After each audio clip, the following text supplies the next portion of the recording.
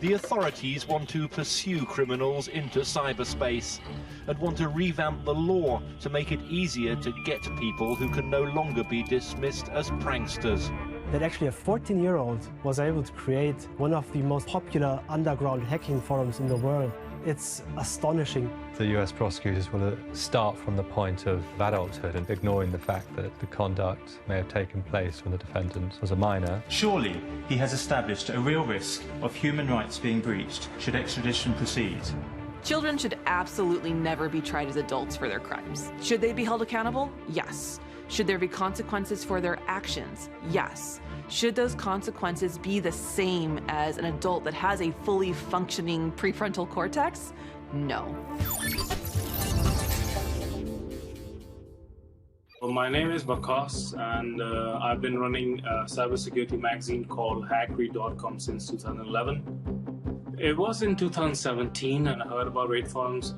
I was told by someone that the data leak section is blowing up. RaidForums was the go-to forum. Leaks and hacks. It was a huge, not only forum, but also trading platform, exchange platform. Those databases have emails, passwords, phone numbers, all kinds of social media profiles. RaidForums has been one of the most prolific underground forums ever. Due to its nature of being in the ClearNet, very accessible, very easy to be found. While its roots were organizing and raiding. So Omnipotent, he started RaidForums so he could start his own raiding platform. The idea basically emerged with the pranking people by abusing the live stream. There's a ghost in here. Now, if you're not familiar with what a Twitch raid is, the concept behind a Twitch raid is sending viewers to another Twitch stream once yours has ended. If one live stream is over on Twitch, Twitch would allow all those viewers to go to someone else's Twitch. What is happening right now? Yo, guys, how many viewers do I have? This must be a raid. Who is this? It started as a good idea that turned into disastrous pranks. They would bully people. I gotta hate raid. Let's fucking go. They would give bomb threats. Kids, teens, and adults all engage in this idea of kind of dark play or subversive play where the intent isn't to harm, although that is the impact. And it comes from a place of wanting to entertain people, including themselves, as well as their friends. It was not planned as this uber criminal forum platform whatsoever. I remember he posted something that no malicious activity is allowed on this forum other than just raiding. The intention behind leaking data was initially just to show off that how good hacker that person is. They would leak data and they would get compliments from others and they would go for even bigger fish. The hacking that kids engage in, a lot of times it is supported and encouraged by their peers. It's not impossible for someone else to step in and say, hey, you know, you can take these skills and you can make money off of them. They found that data is very valuable, so they started selling data. That's when Omnipotent, he started to allow everything. He started providing middleman service for cyber criminals and hackers. He would work as escrow. That once the deal is done, he would take his part. RaidForums made millions of dollars. The FBI, they knew Omnipotent's identity for the last 5 years when he was a teenager. It was interesting that he started this forum at 14. That actually a 14-year-old was able to create one of the most popular underground hacking forums in the world. It's astonishing. The FBI, they knew because he went to the United States on a visit. He was immediately taken into custody where his devices were seized. But they didn't arrest him. He was a minor. He wouldn't get much time in prison.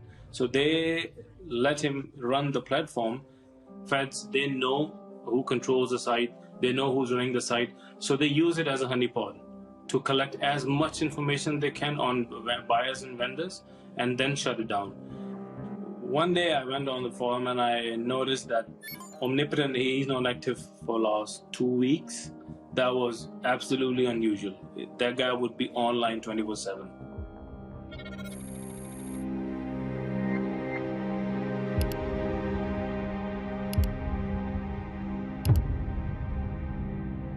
RaidForums is seized. His database is with the FBI. I think he would be extradited to the United States, where he's seeing big jail sentence. My name is Ben Cooper. I specialise in defending extradition cases. Mr. Santos Coelho has his case currently ongoing, so it wouldn't be appropriate for me to comment.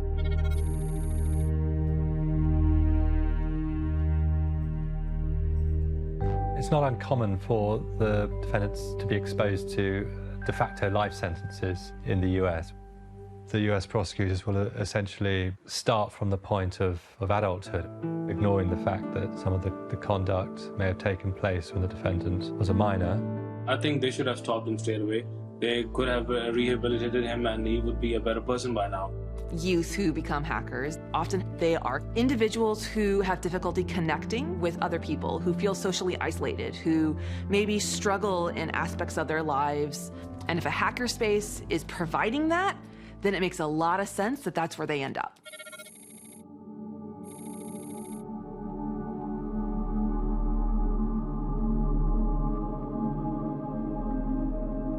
Quite often, particularly in the cybercrime cases, the defendants are undiagnosed with autism spectrum disorder. Larry Love was what you could describe as a hacktivist. A young man with Asperger's syndrome awaits extradition to the United States facing charges of computer hacking and is then likely to kill himself. There's a long-standing underfunding of the federal penitentiary system in the United States. And so, particularly with autism, the prisons are not attending to the vulnerabilities that arise with that condition.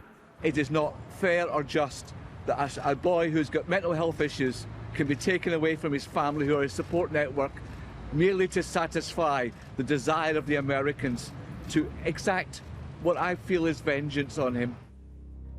Larry Love was discharged on the mental health bar because of his vulnerability.